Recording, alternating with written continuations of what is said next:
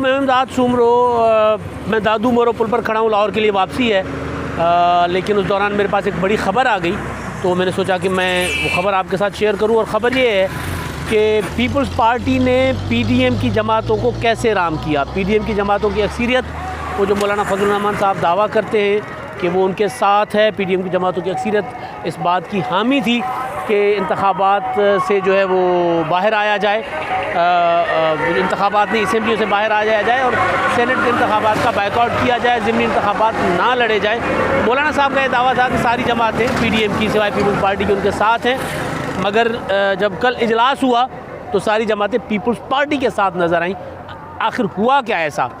मैं पहले गुजारिश कर चुका हूँ कि पीपल्स पार्टी जब ये उन्होंने फ़ैसला किया था अपने कानूनी माहिरीन से राय लेने के बाद, आसिफ जरदारी साहब ने जो मुख्तलिफ ब्रीफिंग्स ली थी, उसके बाद जो पीपल्स पार्टी ने नैरेटिव अख्तियार किया था तो वो मुस्लिम लीग नून को मनवाते रहे। आसिफ जरदारी अपना पॉइंट ऑफ व्यू उनके सामने रखते रहे, नवाज़ शरीफ के सामने, मरीम नवाज़ साहबा के सामने बिलावल भुट्टो वो पॉइंट ऑफ व्यू रखते रहे कि पॉपुलर नैरेटिव जो है वो तो ये है कि असेंबलियों से इस्तीफे देकर बाहर आया जाए, मगर उसके अगेंस्ट वो करने से होगा क्या, उसका नतीजा जो है वो क्या होगा, आया उसका फ़ायदा हुकूमत को होगा या अपोजिशन की तहरीक को होगा, पार्लियामेंट की बालादस्ती को होगा या गैर जमहूरी ताकतों को होगा। तो वो उन्होंने एक ब्रीफिंग तैयार की थी और वो ब्रीफिंग जो है सीईसी के इजलास में भी सामने रखी गई। सीईसी के इजलास में पीपल्स पार्टी के भी कुछ लोग इस पॉपुलर बयानिए के साथ, इस मकबूल बयानिए के साथ जाना चाहते थे, तो उनके सामने भी चीज़ें रखी गई और एक प्रॉपर ब्रीफिंग तैयार की गई जो ना सिर्फ पीपल्स पार्टी की सीईसी में रखकर पार्टी के अंदर से फ़ैसला करवाया गया कि जनाब ना तो सेनेट के इंतखाबात से बाहर रहा जाए और ना ज़िमनी इंतखाबात से बाहर रहा जाए, ना ही ऐवानों से इस्तीफ़े दिए जाए, पार्लियामेंट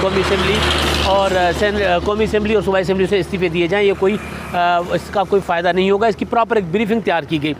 तो वो नवाज़ शरीफ साहब तो पहले ही कायल थे और मैंने कल भी गुजारिश की थी, अब भी मेरे पास ये पक्की इतला आई है कि मुस्लिम लीग नून ने जो पीडीएम का जो इजलास था, उस इजलास के बाद एक मुस्लिम लीग से पहले मुस्लिम लीग नून की एक मीटिंग जो हुई थी, उसमें मुस्लिम लीग नून ने भी वही बयानिया अख्तियार किया, वही मौक़िफ़ अख्तियार किया जो पीपल्स पार्टी का था, यानी इस ऐवानों से बाहर ना आया जाए। मतलब मुस्लिम लीग नून मौलाना फजल रहमान साहब का जो मौक़िफ़ था, मौलाना फजल रहमान साहब की जो बात है, अब ये उससे उन्होंने डिस्टेंस किया, यानी पॉलिटिकली उन्होंने भी यही समझा कि पीपल्स पार्टी जो कह रही है या ऐवानों से बाहर निकलने और सेनेट के इंतखाबात छोड़ने का फ़ायदा तहरीक को नहीं होगा, अपोजिशन को नहीं होगा, इसका फ़ायदा हुकूमत और गैर जमहूरी ताकतों को होगा।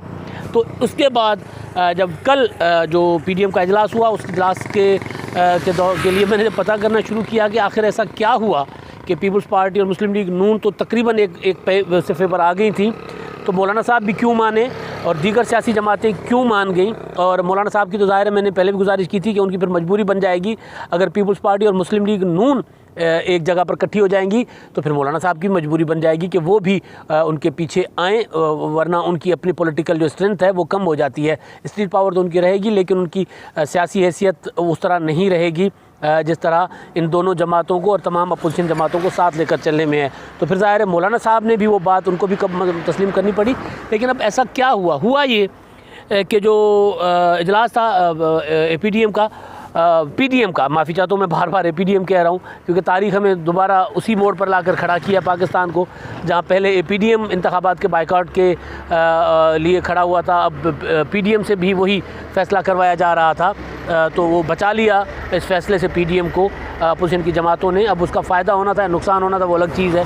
तो मैं जो गुजारिश कर रहा था वो ये कि हुआ ये इजलास में फ़रतुल्लाह बाबर साहब ने ब्रीफिंग दी, पीपल्स पार्टी के सेक्रेटरी जनरल हैं पार्लियामेंटेरियंस के, और अपना दलील रखने में, अपनी बात रखने में वो बहुत ज़्यादा तफसीली बात करते हैं, पॉइंट टू पॉइंट बात करते हैं और कोई चीज़ यानी वो कोई लकूना नहीं छोड़ते और बात समझाते हैं। और उनकी ज़ाहिर है वो क्योंकि लंबी बात करते हैं लेकिन वो लंबी बात भी करते हैं पेराए के साथ, वो तमाम जो एस्पेक्ट्स हैं वो सामने रख कर करते हैं। तो उन्होंने ब्रीफिंग दी और उन्होंने ब्रीफिंग देकर ये कहा कि जनाब हमारे जो कानूनी माहिरीन हैं, हमारी जो सियासी तजुर्बा है वो ये कह रहा है कि अगर आप इस्तीफ़े देते हैं तो इस्तीफ़े देने के बाद क्या होगा। आपने इस्तीफ़े दे दिए, कौमी असेंबली की तमाम नशस्तों से अपोजिशन ने दे दिए, सूबाई असेंबलियों से भी दे दिए, सिंध असेंबली भी डिज़ोल्व कर दी, तो उसके बाद क्या सेनेट के इंतखाबात रुकते हैं? तो हमारे कानूनी माहिरीन कहते हैं कि नहीं रुकते। दूसरा कानूनी माहिरीन ये कहते हैं कि अगर आपने इस्तीफ़े दे दिए हैं तमाम नशस्तों से तो इलेक्शन कमीशन और हुकूमत क्या करेंगे कि 20-20 नशस्तों पर 10-10 नशस्तों पर वो इंतखाबात करवाना शुरू कर देंगे, ज़िमनी इंतखाबात। तब क्या होगा, उसका वो इंतखाबात करवाते जाएंगे और सीटें अपनी पुर करते जाएंगे, तो उनको कौमी असम्बली में भी 2/3 मिल जाएगी। वो अपनी मर्ज़ी का इंतखाबात रिज़ल्ट ले लेंगे। अगर इसी सेटअप में इंतखाबात करवाने हैं तो फिर तो अपनी मर्ज़ी के रिज़ल्ट नताइज लेंगे, तो फिर वो हमारी छोड़ी हुई कौमी असम्बली की नशस्तें भी वो ले जाएंगे। फिर हम सेनेट में भी नहीं जाएंगे तो सेनेट में उनको 2/3 मिल जाएगी। तो अगर दोनों ऐवानों में आप उनको 2/3 देना चाहते हैं तो 100 बिस्मिल्लाह आएँ, इस्तीफ़े दें, हम देने को तैयार हैं। या फिर कोई दूसरा तरीका बताएँ आप कि भाई अगर इस्तीफ़े देने के बाद हम हुकूमत घर चली जाएगी तो फिर बता दें। जो पॉइंट था कि सेनेट में और कौमी असम्बली में इंतखाबात नहीं रुक सकते, कानूनी माहिरीन ये कह रहे हैं, और सियासी माहिरीन जो हैं वो यानी आसिफ जरदारी साहब की बात की गई, वो ये कह रहे हैं कि जनाब इस्तीफ़ों के बाद हम पॉलिटिकली दबाव उस तरह बढ़ा नहीं सकेंगे, हम कमज़ोर हो जाएंगे। हमारा जो दबाव है, प्रेशर है, वो ऐवानों की वजह से है, वो ऐवानों में रहना चाहिए। या तो आप ऐसी कोई आपकी हिकमत अमली है तो हमारे सामने रखें, इस्तीफ़े हमसे ले लें।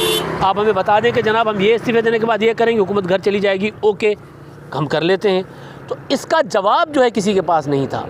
वो जो मेरे ज़राए कह रहे हैं कि वहाँ पे फिर मियां नवाज शरीफ साहब ने भी आसिफ जरदारी साहब की बात को इंडोर्स किया, मरीम नवाज साहिबा ने भी इंडोर्स किया, मौलाना फजलुर रहमान साहब के पास अब क्या होगा, उसके बाद क्या करेंगे, इस्तीफ़े देने के बाद अगर हुकूमत इंतखाबात करवाती है तो हम क्या करेंगे।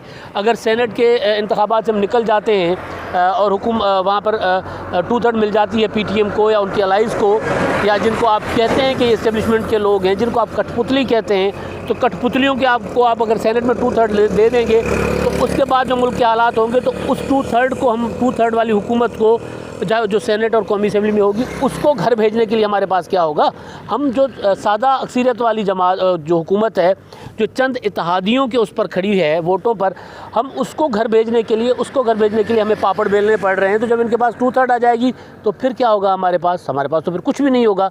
ये वो नुक्ता था कि हम अपने हाथ काट के दे देंगे इस्टेब्लिशमेंट को, हम अपने हाथ काट के दे देंगे इमरान खान को, और फिर हम देखते रहेंगे कि वो जो हमारे साथ करें, अब वो इससे ज़्यादा करेंगे जो अब कर रहे हैं। उसके बाद मौलाना फजलुर रहमान साहब के पास भी आर्गूमेंट नहीं था, मेरे ज़राए कहते हैं। मौलाना साहब स्ट्रीट पावर के ज़रिए हुकूमत को भेजने की बात कर रहे थे, तो इस बात को किसी ने इतनी पजीराई नहीं दी इजलास में। दैट्स वाई कि ये फ़ैसला हुआ कि जनाब अब हम ज़िमनी इंतखाबात में जाएंगे, और उसूली फ़ैसला ये हुआ है कि सेनेट के इंतखाबात में भी जाएंगे। लेकिन ये कल मैंने कहा ना, कड़वी गोली ज़रा मरहलावार बहुत ज़्यादा पॉपुलर नैरेटिव लेने के बाद उससे पीछे आना, उसमें वक्त लगता है, आहिस्ता आहिस्ता पीछे आया जाता है। तो एक तो ये है कि कल ये हुआ, और एक और ख़बर है मेरे पास कि आसिफ जरदारी साहब जो हैं वो कर रहे हैं जोड़ तोड़। वो ये जोड़ तोड़ कर रहे हैं कि क्यू लीग के साथ भी उन्होंने राब्ते तेज़ कर दिए हैं, MQM की तरफ भी उनका वफ़द चला गया था। अभी तो एक वो ज़रा था मरदमशुमारी का मामला था, उसको लेकर उन्होंने वहाँ पर ज़रा बातचीत की है, मुज़ाकरात किए हैं। लेकिन ये मामलात आगे बढ़ सकते हैं, और कोशिश ये की जा रही है मेरे ज़राए के मुताबिक कि आसिफ जरदारी साहब जो वो चौधरी बरादरान के साथ मज़ीद राब्ते बढ़ाएंगे, और आइंदा कुछ दिनों में सेनेट के इंतखाबात से पहले और बल्कि बहुत पहले, आइंदा कुछ एक आध हफ्ते में उनकी आसिफ जरदारी साहब का एक वफ़द भी जाएगा, एक नुमाइंदा जाएगा मौलाना साहब उनकी तरफ, काफ लीग की तरफ, चौधरी बरादरान की तरफ। अभी उनके राब्ते बैकडोर जारी हैं, क्यू लीग के साथ भी जारी हैं, MQM के साथ भी जारी हैं, और भी कहीं उनके राब्ते जारी हैं। वो उसको मज़ीद मैच्योर करके वो फिर उसको सामने लाएंगे, और ये राब्ते होंगे तहरीक अदम एतमाद के लिए कि अगर हुकूमत को ये जमातें आ जाती हैं इनके उस पर जो आसिफ जरदारी चाह रहे हैं, अगर उस तरह उनकी प्लानिंग हो जाती है, सब बंदी हो जाती है, तो फिर आसिफ जरदारी साहब जो है PDM के सामने रखेंगे तहरीक अदम एतमाद का ऑप्शन, बिल्कुल इसी तरह जिस तरह मुशर्रफ के लिए इम्पीचमेंट का रास्ता अख्तियार किया था। लेकिन अभी वो पहले कर ये रहे हैं कि अभी हुकूमत के इत्तेहादियों को जो है ना, वो नकबज़नी क्या होता है, इसको लफ्ज़ होता है, उसको हम सिंधी में कहते हैं खाट रहना, यानी उसकी दीवार के अंदर सुराख करना। तो वो सुराख कर रहे हैं, इत्तेहादियों की दीवार में दरार डालने की कोशिश कर रहे हैं। उसके लिए उन्होंने टुक टुक करना शुरू कर दी है, राब्ते करना शुरू कर दिए हैं।